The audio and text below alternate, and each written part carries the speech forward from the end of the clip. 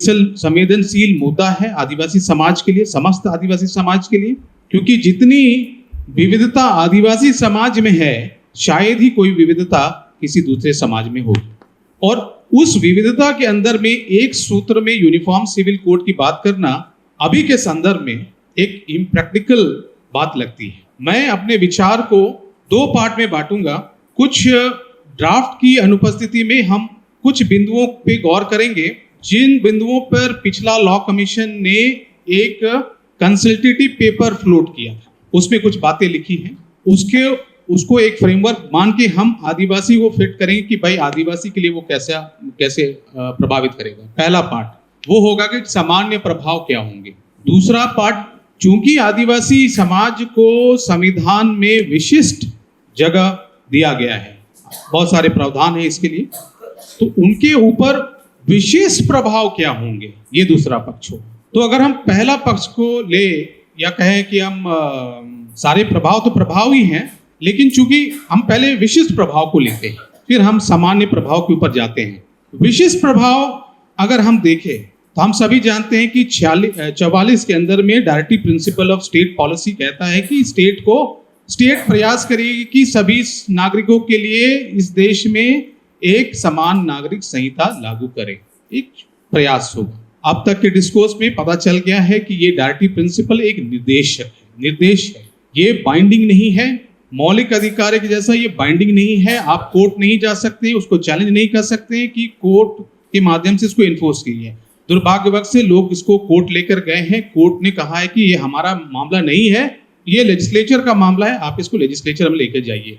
कुछ court cases हुए हैं जिसमें कि कोर्ट ने भी, माननीय सुप्रीम कोर्ट ने भी, चाहे वो नीति Mohan versus land special acquisition का केस हो या फिर तलाक से संबंधित एक केस हो जो मीना समुदाय से आया दिल्ली हाई कोर्ट में, एक है कि सुप्रीम कोर्ट से लेके दिल्ली हाई कोर्ट और बहुत सारे कोर्ट्स में इस बात को कोर्ट ने भी उठाया कि यूनिफॉर्म सिविल कोड की तरफ अब बढ़े। ठीक है, 44 के तहत चूंकि वो संविधान का पार्ट है, वो संविधान का पार्ट है, इसीलिए उसकी मान्यता है। लेकिन संविधान में बहुत सारी चीजें हैं जो कि यूनिफॉर्मिटी की बात तो एक तरफ, विविधता को भी एक जगह मिला हुआ है, विविधताओं को भी उसमें जगह मिला हुआ है और उसी विविधता के अनुरूप हम बोलते हैं बहुत सारे आर्टिकल्स हैं, अनुच्छेद है जिसमें कि प्रोटेक्टिव डिस्क्रिमिनेशन की बात कही गई है। अगर समान की बात करें तो सभी के लिए समान कानून हो सकता था, लेकिन आप बहुत सारे अनुच्छेदों में देखेंगे, खासकर 15, 16 जो कि प्रोटेक्टिव डिस्क्रिमिनेशन का बात करता है, वहां तो कोई समानता नहीं है। यानी संविधान में विविधता को अंगीकार करने का भाव है। जहां तक आदिवासी समाज का विषय है तो हम देख रहे हैं कि 10.5 करोड़ की आबादी, 730 से भी ज्यादा आदिवासी समाज और उनके विशेष प्रावधान 5वीं अनुसूची, 6ठी अनुसूची, उससे निकला हुआ पैसा, FRA और बहुत सारे प्रावधान उसमें दिए गए हैं। लेकिन जो आदिवासी समाज को जो विशिष्ट दर्जा मिला हुआ है, आप देखेंगे कि BN लोकुर, भीम नारायण लोकुर कमेटी 65 का, उन्होंने कुछ कारक गिनाए थे कि भाई आदिवासी समाज को आइडेंटिफाई करने के लिए क्या कारक होने चाहिए। तो उनमें से उन्होंने बोला कि इनका आदिम लक्षण होना चाहिए, ये अलग भौगोलिक क्षेत्र में निवास करते हो, इनको सामान्य गैर आदिवासी लोगों से मिलने में झिझक हो, शर्म हो थोड़ी। चौथा कहा कि इनके पास एक विशिष्ट संस्कृति है और 5वां बोला है आर्थिक पिछड़ापन या सामान्य रूप से पिछड़ापन। अगर हम 4 कारण को मान ले, अब तो कोई प्रिमिटिव कहना भी गलत है, क्योंकि अब तो प्रिमिटिव कहना भी गलत है, अब तो पर्टिकुलरली वनरेबल ट्राइब बोलते हैं, तो प्रिमिटिव कोई नहीं है, आदिम एक तरह से शब्द इस्तेमाल करना भी गलत है। लेकिन कुछ ना कुछ विशेषताएं अभी भी वर्तमान रूप में दरकार है जो हम उस आधार पे आदिवासी को फिट कर सकते हैं। उसमें सबसे बड़ा चीज है डिस्टिंक्ट आइडेंटिटी, डिस्टिंक्ट कल्चर, विशिष्ट संस्कृति, विशिष्ट पहचान है।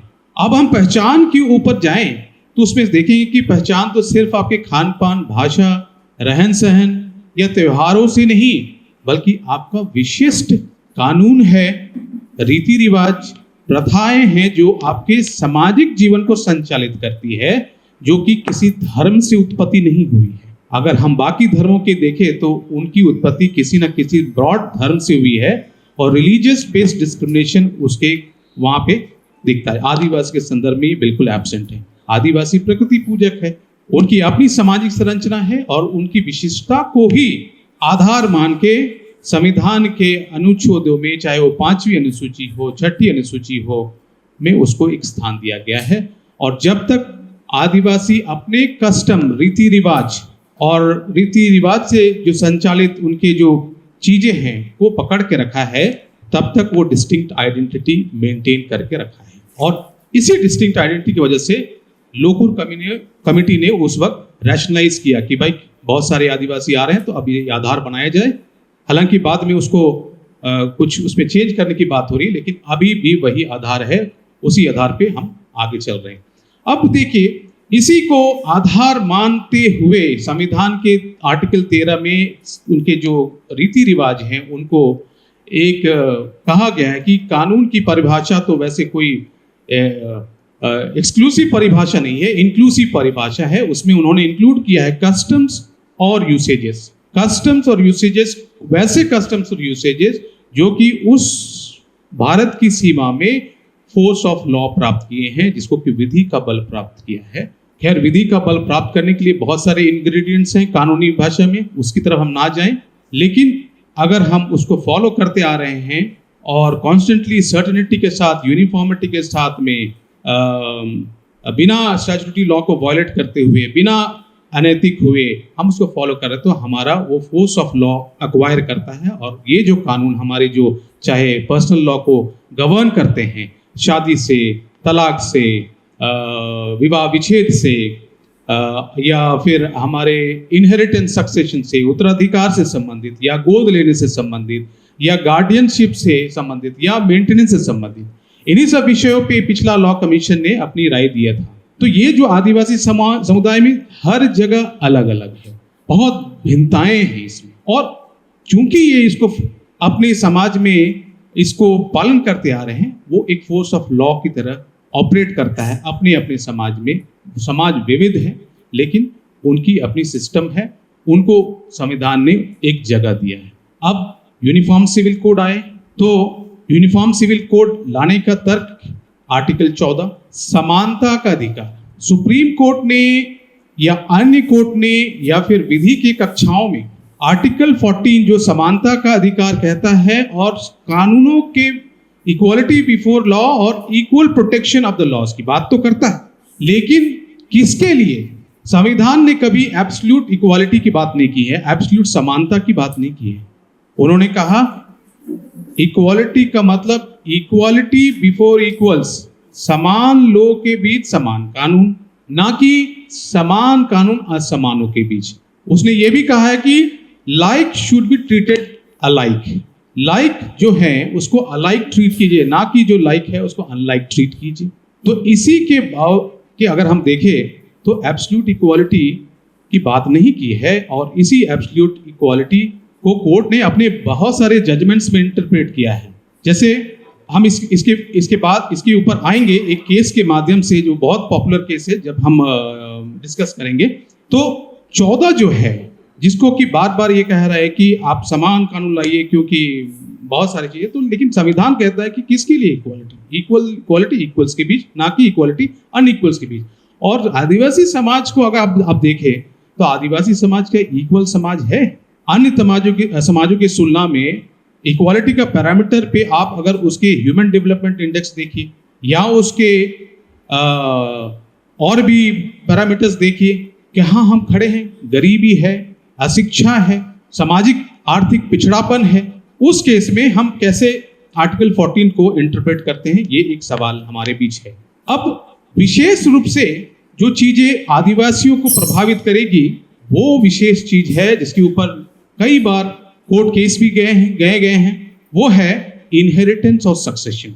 और बहुतायत में ऐसे मामले हैं कोर्ट में जिसके ऊपर आपको प्रेसिडेंट्स मिलेंगे कि आदिवासी समाज गया है कोर्ट इनहेरिटेंस को और सक्सेशन की मांग करने की, महिलाओं की समान अधिकार की बात को लेके आर्टिकल 14 के तहत कोर्ट गए हैं। और हमें मालूम है कि आदिवासी समाज में, पहले हम इनहेरिटेंस और सक्सेशन की बात करेंगे, कि महिलाओं को भी समान रूप से अधिकार मिले, एक डिमांड है। क्यों? क्योंकि 2005 के बाद हिंदू मैरिज एक्ट 55 में संशोधन हुआ, जिसमें कि महिलाओं को कोपार्शनरी राइट मिला है।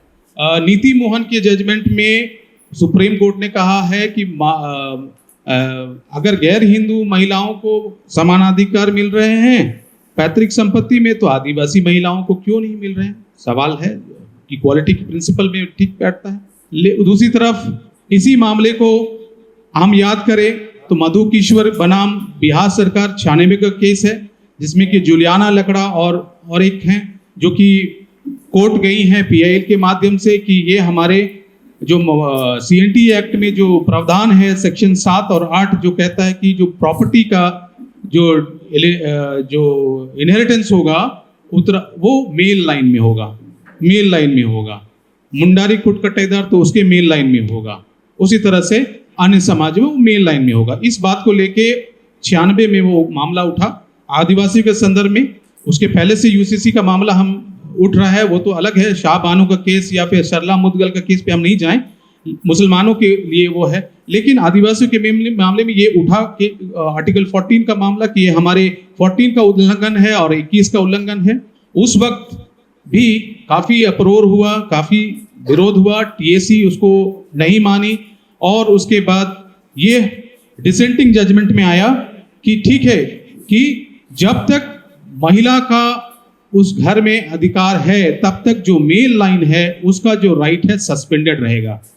और वो जो राइट्स है वो तो ऑलरेडी हम यूसुफैक्टरी राइट देते हैं महिलाओं को भरण पोषण का अधिकार देते हैं, विधवा को भी उस प्रॉपर्टी में अधिकार है, उसके लाइफ टाइम इंटरेस्ट है।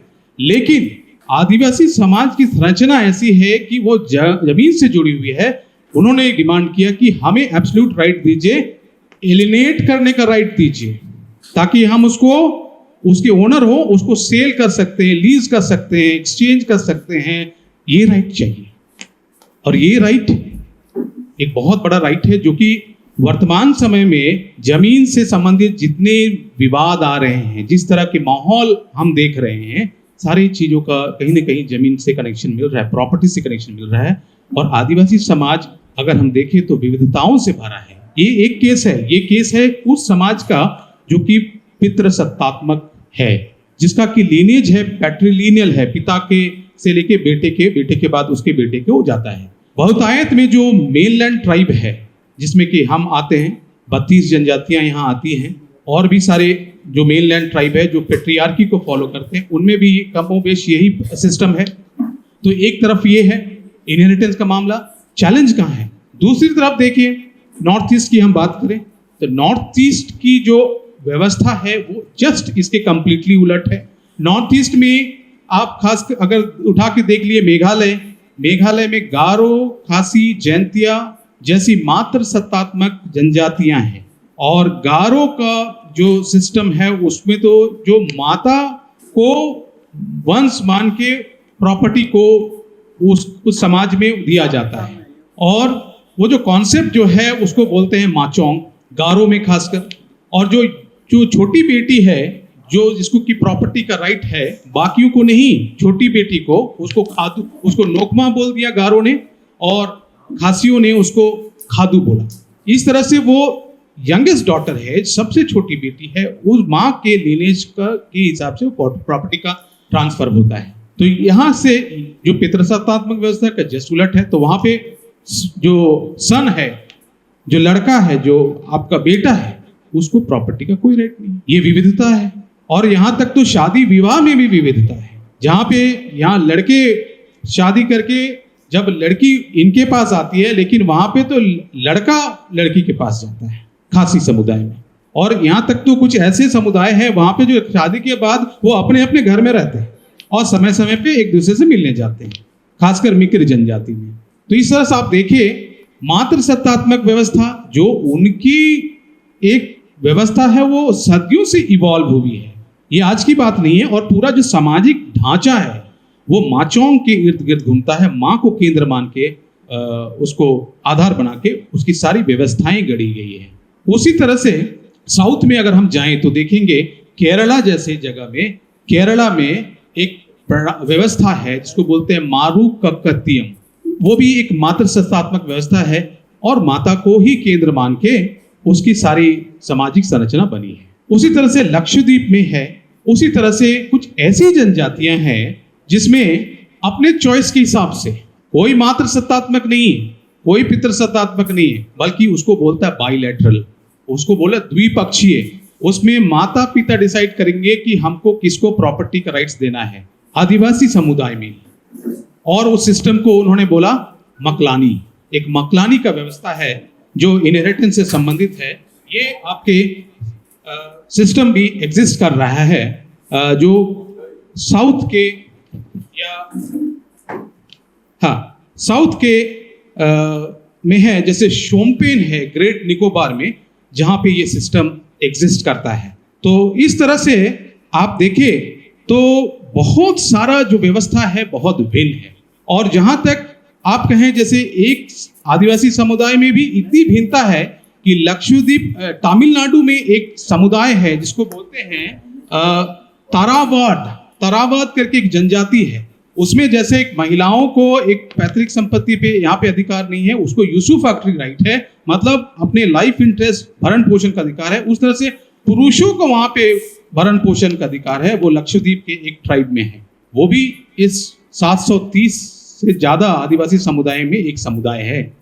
वो भी उतना ही भारत का सिटीजन है जितना कि और है, और वो भी उतना ही आदिवासी है जितना कोई और आदिवासी है। तो आप देखें अगर यूनिफॉर्म सिविल कोड आता है तो क्या कह रहा है कि सभी को राइट्स इक्वल मिलेंगे। क्यों? बिकॉज सुप्रीम कोर्ट ने भी ये कहा है कि महिलाओं को क्यों नहीं मिल रहा है। भाई एक मुद्दा उठ चुका था मधुकेश्वर के समय में, वो मुद्दा है, फिर से वही बात आ रही है। अभी तो और जोर से आ रही है क्योंकि 2005 के बाद कंपल्सरी मिल गया है हिंदू महिलाओं को। और जबकि हम सब जानते हैं कि हिंदू लॉ आदिवासियों पे लागू नहीं है। आदिवासी कोई उनके सिस्टम में फॉलो नहीं करता है, चाहे वो मिताक्षर हो या हो दया भागा हो। हमारी तो अपनी व्यवस्था है। तो इस तरह से अगर यूसीसी आती है तो सबसे बड़ा चैलेंज क्या है, इधर के समाज जो पितृ सत्तात्मक है उसको दोनों को इक्वलाइज करना है। महिलाओं को पैतृक संपत्ति पे अधिकार मिलने की बात होगी, जिसका डिमांड मधुकेश्वर में हुआ, जिसका निर्देश नीति मोहन बनाम स्पेशल लैंड एक्विजिशन केस में 22 का जो केस है माननीय सुप्रीम कोर्ट का, उसमें वो कहा है कि आप इसको चेंज कीजिए, कुछ ऐसा लाइए जिसमें कि इक्वलाइज हो। ये भावी संभावना है कि ऐसा कुछ हो सकता है, लेकिन अभी बहुत विविधता है। अगर वैसी बात होती है तो फिर मात्र सत्तात्मक व्यवस्था जो कि नॉर्थ ईस्ट में है, मेघालय में, सभी को आप वहाँ पे लड़कों को भी अधिकार देना पड़ेगा, यहाँ पे लड़कियों को अधिकार देना पड़ेगा। जहाँ बाइलैटरल सिस्टम है वहाँ तो उतना उनका फर्क नहीं पड़ेगा, वो तो किसी को भी दे दे। अगर लेजिस्लेशन बन जाता है तो वो तो अंडर इन्फ्लुएंस ऑफ लेजिस्लेशन, क्योंकि उसका पीनल प्रोविजन होगा कि आप नहीं कर रहे हैं तो वायलेट कर रहे हैं, लोग कोर्ट में जाएंगे। तो जो व्यवस्था जो बनी हुई है आदिवासी समाज में, वो व्यवस्था छिन्न भिन्न होने का पूरा है। और ये मैं इसलिए कह रहा हूँ क्योंकि मेघालय में खासी हिल ऑटोनमस डिस्ट्रिक्ट काउंसिल ने एक बिल लाया था इसी बात को लेके कि वहाँ पे जो लड़के हैं उनको भी आप प्रॉपर्टी के राइट्स दीजिए, लेकिन दुर्भाग्यवश वो बिल एक्ट में तब्दील नहीं हो पाया। इतना विरोध हुआ कि आप अनुमान नहीं लगा सकते कि वो बिल धराशायी हो गई। ये एक खासी की बात कर रहा हूँ, एक समुदाय की बात कर रहा हूँ जहाँ पे ये प्रयास हुआ उन्हीं के द्वारा, लेकिन वो नहीं आ पाया। चैलेंज है। तो उसी तरह से नागालैंड जो बोले कि 33% रिजर्वेशन लाइए, यहाँ पे मुख्यमंत्री को भी वहाँ पे रिजाइन करना पड़ गया क्योंकि वो बोले कि हम तो प्रोटेक्टेड हैं, 371A मुझे प्रोटेक्ट कर रहा है, 371G मिजोरम को प्रोटेक्ट कर रहा है। वो भी तो संविधान का उतना ही पार्ट है। वो कह रहा है कि कोई भी केंद्रीय कानून या राज्य का ये कानून डायरेक्टली वहाँ पे अप्लाई नहीं करेगा, उनका कस्टम प्रोटेक्टेड है अनलेस वहाँ का स्टेट लेजिस्लेचर उसको अनुमोदन करता है कि आप अप्लाई करें। ये तो कॉन्स्टिट्यूशन का पार्ट है, 371A से लेके उसके सारे सीरीज में आप देखिए, वो भी संविधान का पार्ट है। तो एक तरफ नीति निर्देशक तत्व जो कि आपाध्यकारी है, एक तरफ मौलिक अधिकार जो आपको आपकी कल्चर आर्टिकल 2930 के अंदर आपका डिस्टिंक्ट कल्चर को प्रोटेक्शन का अधिकार, मौलिक अधिकार देता है, वो डायरेक्टली इन कॉन्फ्लिक्ट विथ इसके साथ है जो कि directive principle of state policy है। तो कौन सुपरसीड करेगा? आपको पता है जो फंडामेंटल राइट है वो सुपरसीड करेगा। तो इस तरह से जो इनहेरिटेंस का मामला है वो बहुत जोर शोर से आएगा। और हम आपको पता है जिस तरह से जमीन की बंदरबाट हो रही है, ऐसा डर है आदिवासी समाज में कि शादी के माध्यम से या फीमेल को प्रॉपर्टी के माध्यम से प्रॉपर्टी एलिनेट हो जाएगी गैर आदिवासियों पे।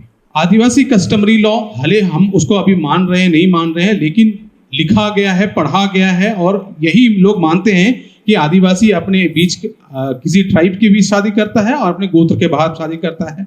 ये सभी जगह में मान, लेकिन अभी देखिए आप इंटर ट्राइब मैरिज तो इंक्रीज हो गए। वो एक तो कॉन्स्टिट्यूशनली आप उसको रोक नहीं सकते हैं क्योंकि उसको फ्रीडम है, किसी से भी वो शादी करे, तो वो किसी से भी शादी करे तो वो किसी नॉन ट्राइब से भी शादी कर सकते हैं, या वो फिर वो इनहेरिटेंस का मामला जो आएगा अगर आपने दिया तो फिर एक डर है कि वो जमीन जो है पैतृक जमीन बंटवारे के पश्चात, शादी के पश्चात वो गैर आदिवासियों के हाथ में जाएगी, जो कि आदिवासियों के अस्तित्व के लिए एक खतरा है। तो चूंकि आदिवासियों को विशेष दर्जा प्राप्त है और उसी जमीन से वो संबंधित है, इसलिए ये मंथन जो है लास्ट लॉ कमीशन ने भी बोला है कि ये नेसेसरी भी नहीं है, डिजायरेबल भी नहीं है। अभी डिजायरेबल भी नहीं है लाना इसको, फिर भी हम देख रहे हैं 5 साल भी पूरी नहीं हुए और फिर से एक मंतव्य मांगा गया है। और ये विविधता जो है उसको आदिवासी समाज को कैसे एड्रेस करना पड़ेगा, ये बिग चैलेंज है, ये बहुत बड़ी समस्या है। अंदर में आदिवासी समाज क्या सोचता है, हम लोग को सोचना पड़ेगा। ये सवाल हम के बीच में है, क्योंकि कॉन्स्टिट्यूशन कहता है कि इक्वालिटी दीजिए, लेकिन इक्वालिटी का मतलब एब्सोल्यूट इक्वालिटी नहीं। कोर्ट कह रहा है कि आप इसमें अमेंडमेंट कीजिए, लॉ में अमेंडमेंट कीजिए। और किस लॉ में? आप जान रहे हैं कि हम रीति रिवाज से गवर्न है और हमको अपने रीति रिवाज में गवर्न होने की वजह से 13 का प्रोटेक्शन है। और हिंदू मैरिज एक्ट के अंदर भी सेक्शन 2 सबसेक्शन 2 के अंदर भी प्रोटेक्शन है। हम आदिवासी हिंदू नहीं है, हम बोलते तो हैं, लेकिन दुर्भाग्यवश, अज्ञानतावश या फिर देखा देखी वश हम उसी राह पे चल गए हैं जो हमारा डिस्टिंक्ट आइडेंटिटी को कहीं ना कहीं धूमिल कर रहा है और हिंदूकरण को बढ़ावा दे रहा है। हम खुद द्वार खोल रहे हैं। क्यों? सेक्शन 2 सबसेक्शन 2 हिंदू मैरिज का कहता है कि ये जो हिंदू मैरिज एक्ट है वो आदिवासियों पे लागू नहीं होगा, लेकिन केंद्रीय सरकार, central government by notification official gazette में लाके इस सेक्शन 2 सबसेक्शन 2 का प्रोटेक्शन है वो हटा सकती है, जब उनको लगता है कि अब तो आदिवासी पर्याप्त रूप से हिंदूकृत हो गए हैं, सफिशिएंटली हिंदुआइज्ड हो गए हैं, या आदिवासी खुद कहता है कि भाई हम तो अपना सिस्टम छोड़ दिए हैं, हम तो अब हिंदू रीति रिवाज से सब कुछ मानते हैं, हम सब कुछ करते हैं जो हिंदू करता है, पिंडदान भी करते हैं, दुर्गा पूजा भी करते हैं, काली पूजा भी करते हैं, मनसा पूजा भी करते हैं, देखो हम सब जनेऊधारी भी करते हैं, और हम तो अब सब छोड़ दिए। जब कोर्ट को लगता है, कोर्ट विवश हो जाती है, क्योंकि खुद पार्टी है। एक तो है वो धर्म हिंदू बाई बर्थ तो नहीं है, लेकिन हिंदू बाई रिलीजन हो गया है। और हमें यह ध्यान रखना है कि आदिवासी को हिंदू में जाने के लिए कोई कन्वर्जन का प्रोसेस नहीं है। कोर्ट की जजमेंट्स में ये बोला है कि खासकर पटना हाई कोर्ट के कुछ जजमेंट्स हैं जिसमें कहा गया है कि ये सब सारी चीज लिखे गए हैं, और इस बेसिस पे संथाल में कुछ महिलाओं को पैतृक संपत्ति पे अधिकार दिया गया है। तो और वो इसलिए क्योंकि वो हिंदू मैरिज एक्ट में जो रिक्वायर्ड चीजें हैं उसको फुलफिल कर रहे हैं, इसीलिए उस पर हिंदू सक्सेशन एक्ट लगा दिया गया है और उसको हिंदू तौर तरीके से उसको दे दिया गया है। तो एक ये है, हम प्रोटेक्शन में हैं जब तक वो सेक्शन 2 है, और सुप्रीम कोर्ट ने कहा है कि गवर्नमेंट आप इसको कुछ कीजिए ताकि आप इक्वालिटी के बेसिस पे आप हिंदू मैरिज एक्ट इस पे लगा सकते हैं। हम देख रहे हैं कि बहुतायत में सेंसस बता रहा है हमारे कुछ लोग हिंदू पे दर्ज हैं, उनके सर्टिफिकेट्स में हिंदू आ रहे हैं,